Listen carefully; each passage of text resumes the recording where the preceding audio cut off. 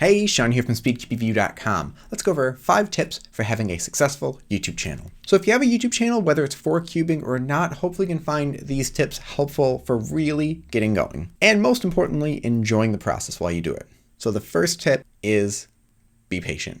I know that's not the most helpful tip, but when a channel grows, it's usually over time. If you look at my channel growth, it's just constantly had steady growth throughout the past half a decade. Yep, some channels grow a little bit faster than others, but rarely is there a sudden spike overnight. Rarely does that ever happen. So you have to be patient. So when you start a channel, it really does have to be you. Companies will sponsor people when they see that they can get something out of it.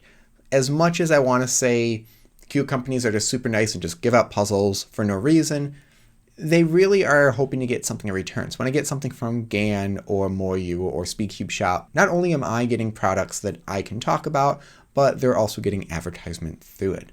So don't worry about sponsorships because that's going to happen in time as your channel grows as well. Be patient and just little by little, as long as you're making content, people will be there. So number 2, don't spam your channel everywhere trying to get subscribers.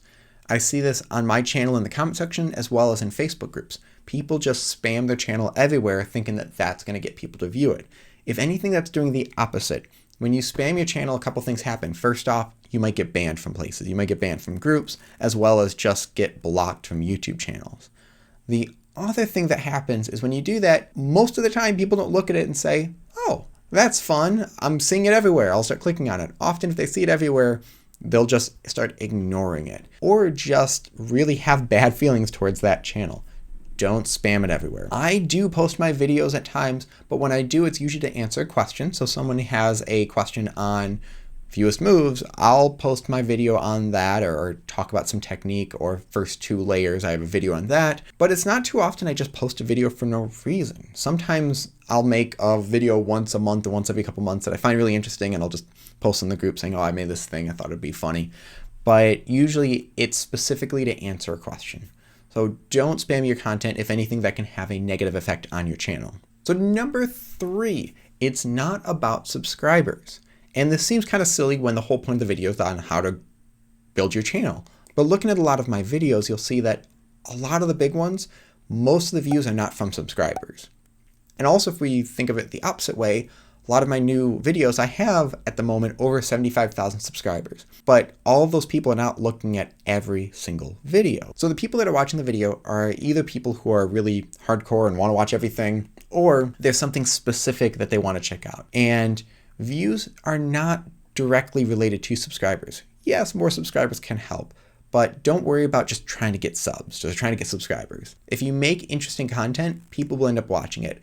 And if they like it, they'll subscribe. Now you can do things like, hey, click like and subscribe and hit that bell icon to be notified, because sometimes people forget to do that, or just asking, they'll be like, oh, I should do that, so they can click that. But, again, don't spam that in your videos either. Actually, stop watching one channel that had to do with graphic designers reacting to things. The videos were interrupted by that sort of thing. I'm not going to say what channel it is, but you might know. Okay, number 4, plan out what you need to spend money on. So if you already have some puzzles and maybe a phone or a computer with a camera, you're set. You don't need to spend money on anything. However, different things can help. I used to film with this camera. That's a big honking camera, but I got this one because it actually recorded nicely, and I'll still use it for longer videos, things that are an hour or 2 hours long. But I'm recording with my iPhone right now because I feel like that camera actually gives me a better quality. Microphone, I do have a special microphone, and I got that because to me, audio is more important than visual. The video could be a little grainy, but as long as the audio is okay, people can look away or have, often I'll even have a video behind another browser on another tab and be doing something else. So to me, audio is important. So I spent money on a microphone. You could use something like iMovie. I'm pretty sure CubeSolve Hero still uses iMovie. I used to use iMovie or other free software if you're using Windows, but I've upgraded to Final Cut because there's a lot of graphics and things that I want to do that I couldn't really do with iMovie. A lot of the puzzles I did purchase when I started, so I felt like having puzzles was important. For some people, if you're doing skits or you're doing tutorials, you don't need over 600 puzzles. You don't need that. This also has to do with giveaways. I see a lot of channels where they'll purchase puzzles to give away to try to get subscribers. From experience, giveaways don't really give you more subscribers. There might be a small bump, but those are often people just looking for puzzles and not people that might stick around and keep watching your videos. So if you're just starting out and you don't have a lot of money to spare, don't do giveaways. I will be doing a few giveaways in the future just because I have extra puzzles, and in the end, it's going to cost me money to ship those out. I know that I'm not really going to get many subscribers from it, but I don't need them, and I'd rather give them back to you as like a thank you, but I know there's not going to be much of a return in the end with subscriber count. Okay, the last one, and this is going to be a little bit longer of a explanation or rant, but it's make content that you enjoy.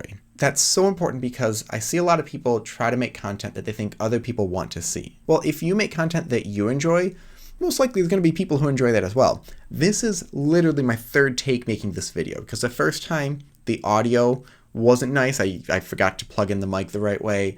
The second time the video had an issue, and I want to make sure the video is great. So this is my third time going through all of this. I've deleted a lot of videos. I've redone ones because I want to make videos that I enjoy. Now, with that said, I have an understanding of what could get more views, what are kind of clickbaity things. If I stole a bunch of videos of solves and made a compilation video, those get a lot of views. I don't think that's right. I could react or overreact to TikTok videos and things like that, but that's not me. I reacted to the Rubik's Cube cartoon show. However, I felt like that was a really funny show and I wanted to do a thing on that. But I don't overreact to most of the things in there. I just kind of talk through it.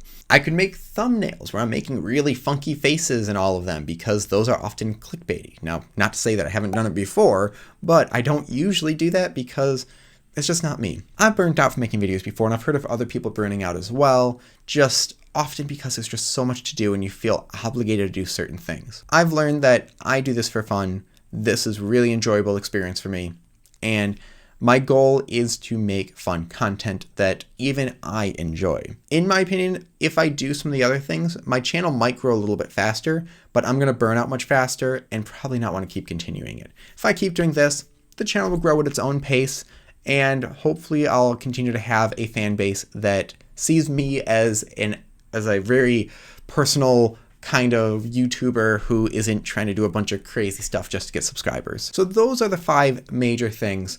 Being patient, don't spam your channel, don't focus on subscribers because that doesn't equate to views directly, watch how you spend your money, giveaways aren't always the biggest factor, and enjoy the content that you make. One final note to know is that there is a ton of room for new cubers to be out there, new YouTubers to be out there. I remember hearing 4 years ago people saying, oh, there's no room to even start a channel because people like Red KB already have the whole place, the whole thing taken over, and even JR Cuber wasn't huge then, but growing. And that's completely changed. Even the past year or two, there's people like JPerm who has really exploded, and because I know a lot of people like the way he describes things. CubeSolve here has really taken off because he's kind of created his own style, and that's his own personality. There's a lot of new people that have just come about in the past year or two, and so there's always room for new people, and there's always room for new content. If you make a review of a puzzle like the Thunderclap, there's already a lot of reviews out there, and new people looking for reviews might not click on something that has no views on it. But if you make something that is different and that you enjoy, that you think is needed to be out in the community, other people will start to share it. And in the end, you're going to be much happier. So thank you very much. Leave your thoughts and questions below of tips or tricks that you have. Also, if you have any questions or things I didn't cover, please leave that down below as well. Thank you very much for watching, and as always, stop by speedcubeview.com for more news and reviews.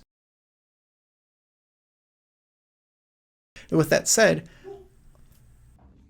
hey Newt, do you want to be in some more videos? Yeah? Just no response. What about you, Mojo? Yeah, you're more excited.